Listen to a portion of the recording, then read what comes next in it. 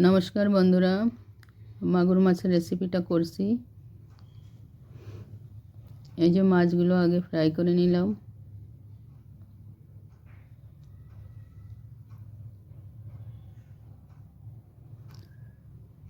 এগুলো একটু কম আঁচেই ফ্রাই করতে হবে।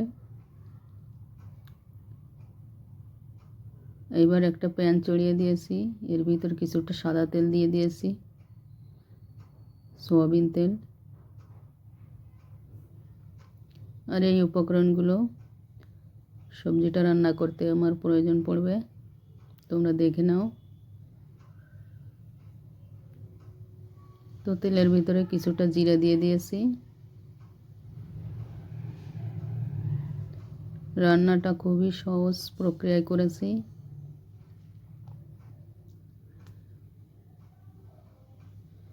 জিরাটা যেই একটু ফ্রাই হয়ে যাবে,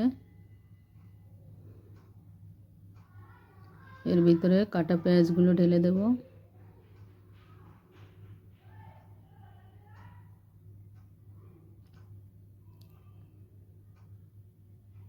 তো পেঁয়াজটা মিনিট 2 ভালো করে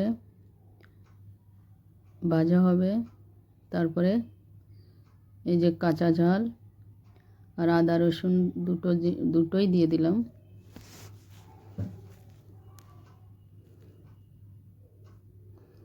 এটাই 1 মিনিট 2 মিনিট পর্যন্ত আমি ফ্রাই করব একে।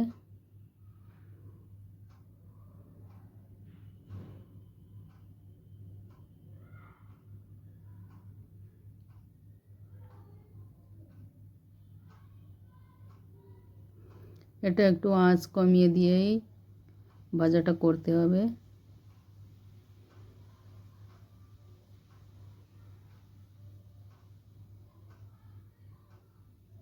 এই মাছে একটু মশলা মশলা থাকলে মাছটা বেশ খেতে ভালোই লাগে।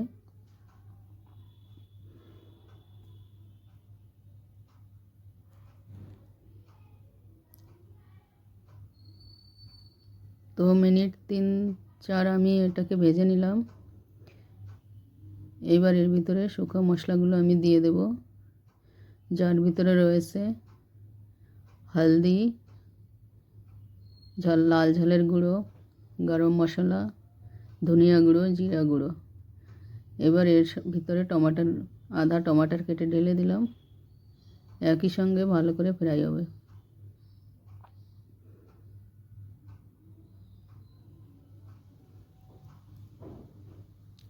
তো এটাকেও একটু ধীরে ধীরে ফ্রাই করতে হবে। এর ভিতরে একটু জল দিয়ে দিলাম, তাহলে মশলাটা ভালো করে গলে যাবে।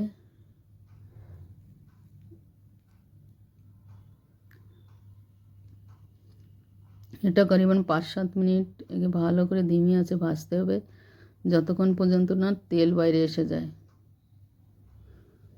দেখো আমাদের তেলটা কত সুন্দর বাইরে এসে গেছে, দেখতেও বেশ সুন্দর লাগছে। তার মানে মশলাটা আমার ফ্রাই হয়ে গেছে।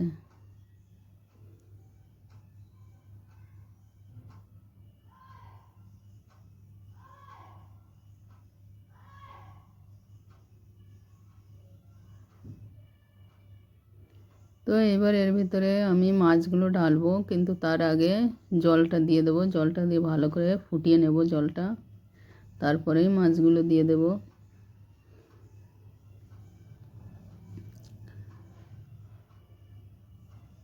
তো জলটা আমার দেখো ভালো করে ফুটে উঠেছে। তরকারিতে এখনও তেমন কোনো কালার আসেনি, রান্নার শেষেই কালারটা আসবে। এবার আমি যে মাছগুলো ভেজে রেখেছিলাম সেই মাছগুলো আমি এর ভিতরে দিয়ে দিলাম।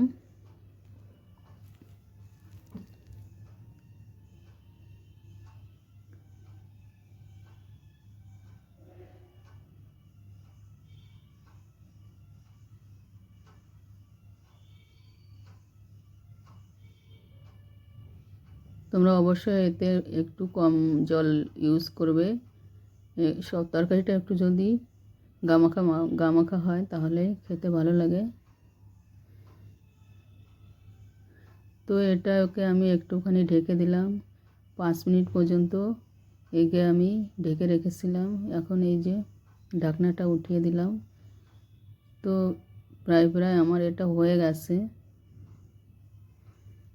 জলটাও দেখো কমে এসেছে। তো মাছগুলো বেশি উল্টালাম না, ভেঙে যেতে পারে। তো প্রায় আমার এটা হয়ে গেছে। 8-10 মিনিট পর্যন্ত আমি এটাকে জ্বালিয়েছি। তো এটাকে আমি আর একটু ঢেকে দিলাম 1-2 মিনিট পর্যন্ত আরও। তো দেখো এর কালারটাও বেশ সুন্দর হয়ে এসেছে। এটাকে আমি আর বেশি নাড়াচাড়া করব না, তাহলে মাছগুলো ভেঙে যাবে। তো রান্নাটা আমার কমপ্লিট হয়ে গেছে। দেখতে যেমন সুন্দর লাগছে, খেতেও খুব ভালো লাগবে। খুব সুন্দর সেন্ট বেরোচ্ছে। একটু ভাজা গরম মশলা আমি এর উপর দিয়ে দিলাম, আর একটু ধনের পাতা উপর দিয়ে ছড়িয়ে দেবো। এ দেখো রান্না আমার কমপ্লিট। তোমরা অবশ্যই এরকম খেয়ে দেখবে। তো রান্না তো আমার কমপ্লিট হয়ে গেছে। আজকের মতো বাই, মিলবো আবার নেক্সট ভিডিওতে।